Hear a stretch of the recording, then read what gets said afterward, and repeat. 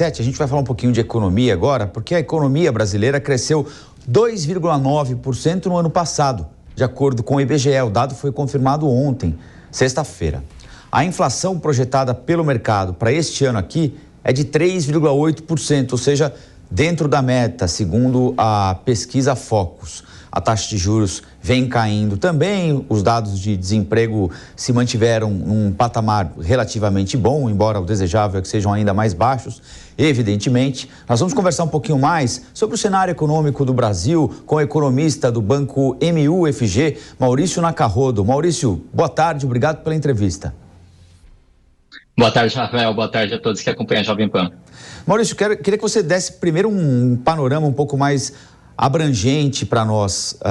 O resultado do ano passado, ele pode ser reproduzido neste ano aqui, se não perto dos 3%, um crescimento maior do que aquele que era esperado? Porque no começo de 2023, o mercado majoritariamente falava em 0,9%, 1%, bateu 2,9%. Nesse ano aqui, a projeção inicial falava em 1,5%, já há uma tendência de revisão se aproximando dos 2%. Você imagina que essa revisão vai parar nos 2% ou vai um pouco mais adiante? É claro, a gente está tentando aqui um exercício de futurologia, né? Perfeito. Então, para esse ano, tem um desafio maior para conseguir um crescimento equivalente aos últimos 2 anos, que foi nessa casa dos 3%, próximo a 3%. Tem uma medida estatística que chama carrego estatístico. No final do ano passado, né, conforme foi divulgado, a economia brasileira acabou patinando, né, encerrando com aquela na instabilidade, tanto no terceiro trimestre quanto no quarto trimestre do ano. Com isso, a gente não tem uma contribuição para esse ano, né? Ou seja, se a economia brasileira não crescer nada esse ano, vai ficar praticamente no 0 a 0, diferente do ano passado. No ano passado, a economia já entrou no ano com um crescimento garantido ali de quase 1%. A gente trabalha para esse ano com um crescimento de quase 2%, 1,8%.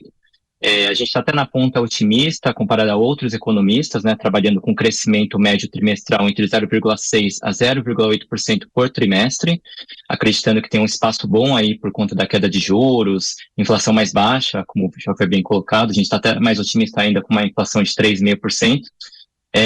E nesse primeiro trimestre tem o benefício dos recursos precatórios pagos no final do ano passado e início desse ano, que também dá um imposto para consumo. Então a gente está otimista, mas assim, em relação a patamar de crescimento, a gente não acredita que vai atingir o mesmo nível que atingiu nos últimos 2 anos. O Gustavo Segré está aqui com a gente também, ele quer te fazer uma pergunta. Segré? Boa tarde, muito obrigado pelo seu tempo e seu conhecimento. A pergunta é assim: o crescimento do PIB é uma boa notícia por si, seria como indicar que uma empresa está vendendo muito.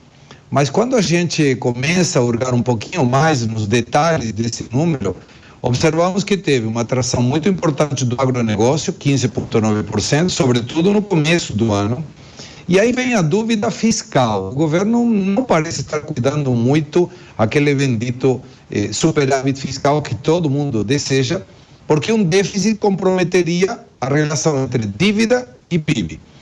Qual é a tua preocupação em termos desses dados? Ou seja, o crescimento, muito bom, mas e se a gente não cuida o superávit fiscal? O que pode acontecer com a economia nesse ano?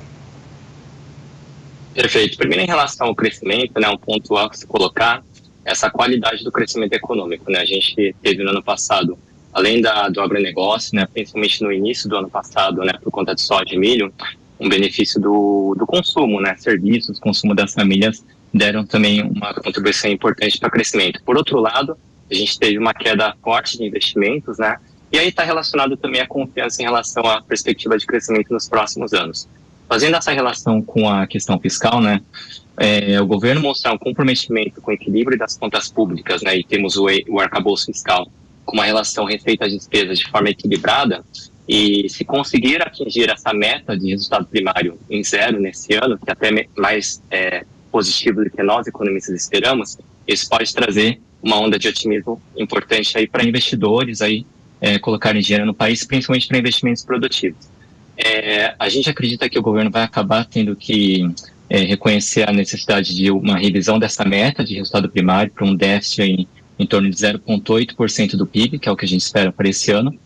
Mas se tiver um resultado ainda pior do que a gente espera, por exemplo, 1,5% de déficit primário em relação ao PIB, isso traz repercussões negativas para a economia. Primeiro, os investidores ficam mais pessimistas, começa a ter um enfraquecimento da moeda brasileira, acaba respingando na inflação, por conta de um encarecimento de produtos importados, de componentes importados, né? E aí acaba trazendo um ciclo negativo até para a recuperação do crescimento econômico. Então, esse comprometimento do governo fiscal é super importante aí para a macroeconomia brasileira.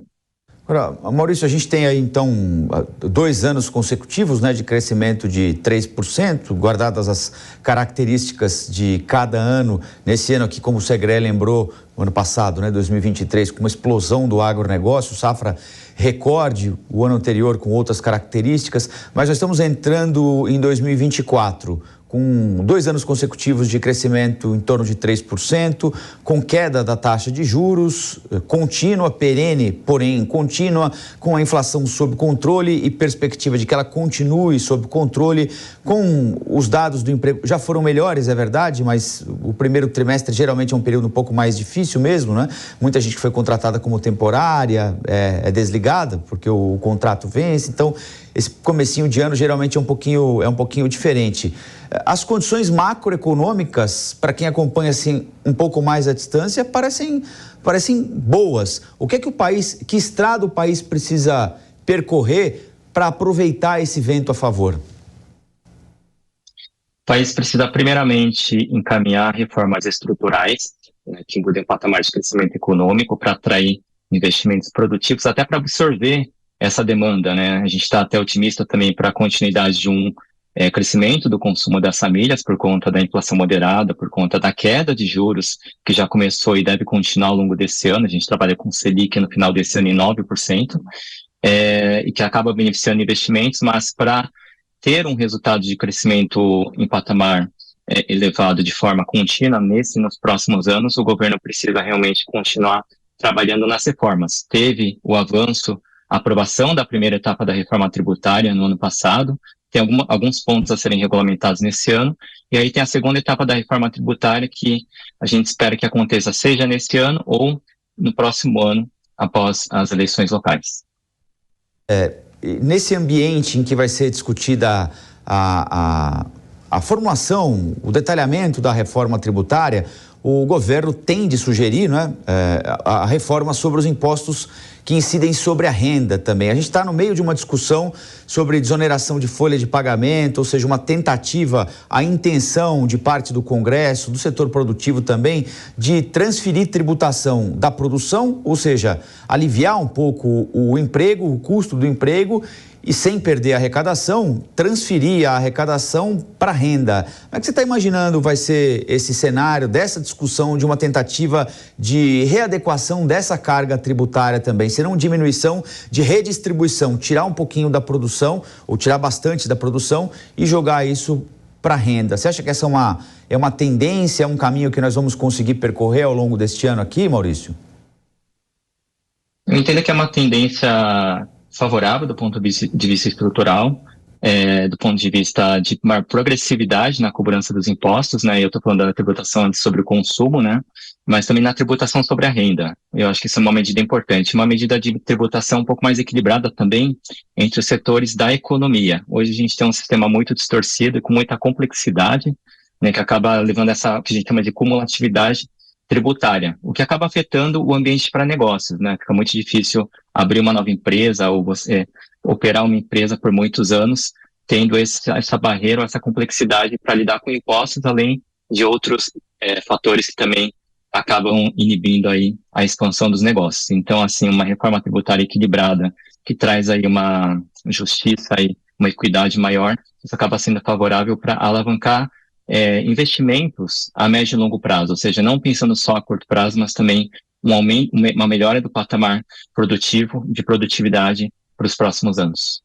Encerrar, Maurício, 3 em 2022, 3 em 2023, vocês estão trabalhando com que número para 24 agora? Para 24 a gente está trabalhando com 1,8% de crescimento, mas enfatizando que apesar do 1,8%, a gente está trabalhando com um bom ritmo de crescimento ao longo dos trimestres, porque a gente vê fatores favoráveis aí para um crescimento mais equilibrado, inclusive, entre os setores, né? Ano passado, como foi colocado já, foi muito concentrado na agricultura e também na parte de serviços, e nesse ano a gente entende que tem crescimento mais bem distribuído entre todos os setores da economia. Nós conversamos com o economista do Banco MUFG, Maurício Nacarrodo. Maurício, muito obrigado pela entrevista. Bom sábado para você, até a próxima. Muito obrigado, Rafael. Bom sábado a todos. Obrigado.